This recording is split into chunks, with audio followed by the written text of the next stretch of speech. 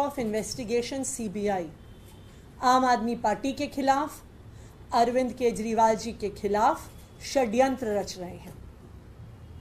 यह षड्यंत्र पिछले 2 साल से चल रहा है, लेकिन इस षड्यंत्र का प्रमाण पूरे देश के सामने आज आ गया है।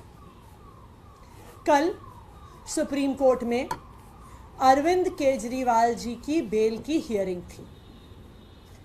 उस बेल की हियरिंग में भारतीय जनता पार्टी की सीबीआई ने सुप्रीम कोर्ट के सामने खड़े होकर बोला कि हमें इस मामले में एफिडेविट फाइल करने में समय चाहिए।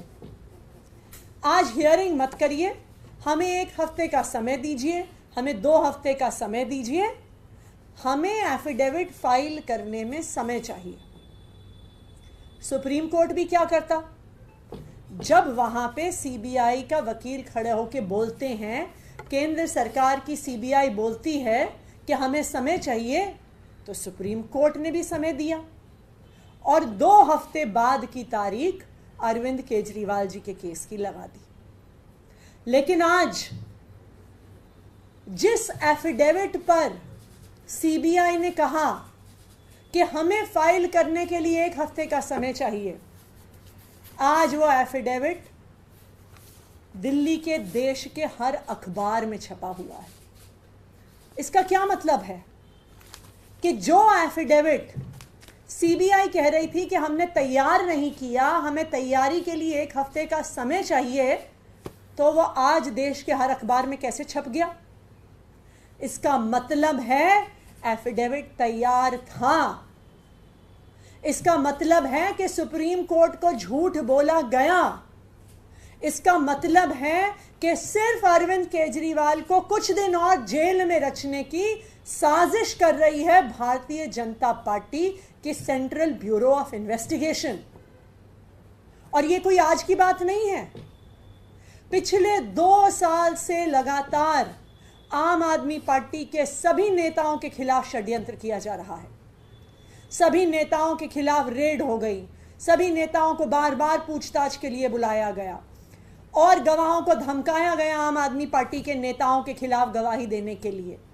इतनी रेड्स के बाद भी 1 रुपया भ्रष्टाचार का नहीं मिला। फिर भी आम आदमी पार्टी के नेताओं को एक एक करके गिरफ्तार किया गया। सत्येंद्र जैन जी को गिरफ्तार किया गया, मनीष सिसोदिया जी को गिरफ्तार किया गया, संजय सिंह जी को गिरफ्तार किया गया। लेकिन फिर भी जब आम आदमी पार्टी की दिल्ली सरकार की रफ्तार नहीं रुकी, तो लोकसभा चुनाव से पहले अरविंद केजरीवाल जी को भी गिरफ्तार कर लिया झूठे मुकदमे में। और आप इस षड्यंत्र को देखिए, साफ साफ भाजपा का षड्यंत्र नजर आता है। साफ साफ नजर आता है कि किस तरह से भारतीय जनता पार्टी ईडी और सीबीआई को अपने राजनीतिक हथियार की तरह इस्तेमाल कर रही है। 20 जून को दिल्ली के मुख्यमंत्री अरविंद केजरीवाल जी को बेल मिलती है, ट्रायल कोर्ट से बेल मिलती है, पीएमएलए वाले मामले में बेल मिलती है, ईडी वाले मामले में बेल मिलती है। उस ऑर्डर के अपलोड होने से पहले ही ईडी 21 जून की सुबह हाईकोर्ट पहुंच जाती है और ऑर्डर आए बिना उस ट्रायल कोर्ट द्वारा दी गई बेल को स्टे करा देती है 21 जून को।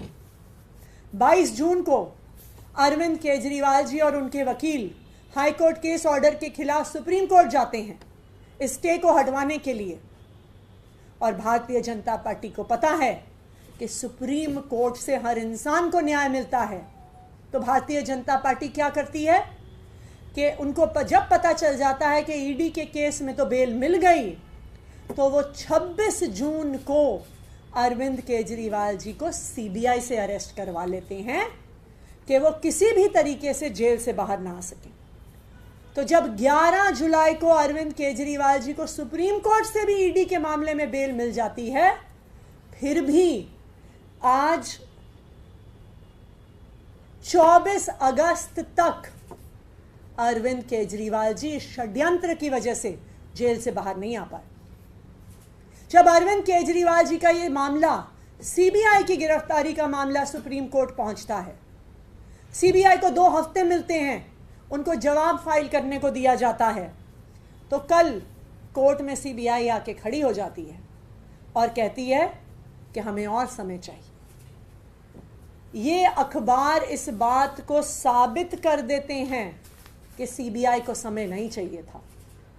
सीबीआई अपना एफिडेविट अखबार में दे सकती है, मीडिया को रिलीज कर सकती है, लेकिन सुप्रीम कोर्ट को नहीं दे सकती, क्योंकि उनको अरविंद केजरीवाल को लंबे से लंबे समय तक जेल में रखना है। और ये पहली बार नहीं है। जब मनीष सिसोदिया जी का केस सुप्रीम कोर्ट में लगा तो इन्होंने बिल्कुल वही चीज करी। 15 जुलाई को हियरिंग थी मनीष सिसोदिया जी को। इसी तरह से भारतीय जनता पार्टी की ईडी और सीबीआई आके सुप्रीम कोर्ट को कहते हैं कि हमें और समय चाहिए, हम जवाब नहीं फाइल कर पाए हैं, और उसी वजह से 15 जुलाई की हियरिंग 29 जुलाई तक पोस्टपोन हो जाती है।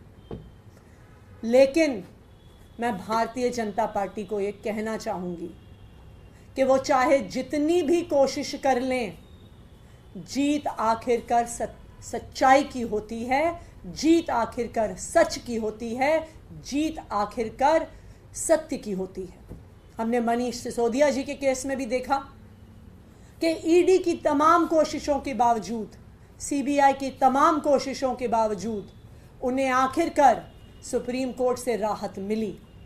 और हमें इस बात का भी भरोसा है कि अरविंद केजरीवाल जी भी जल्द दिल्ली वालों के बीच में आएंगे। भारतीय जनता पार्टी का हर षड्यंत्र जो वो सीबीआई के माध्यम से रच रही है, ईडी के माध्यम से रच रही है, हर षड्यंत्र उनका फेल होगा। Thank you.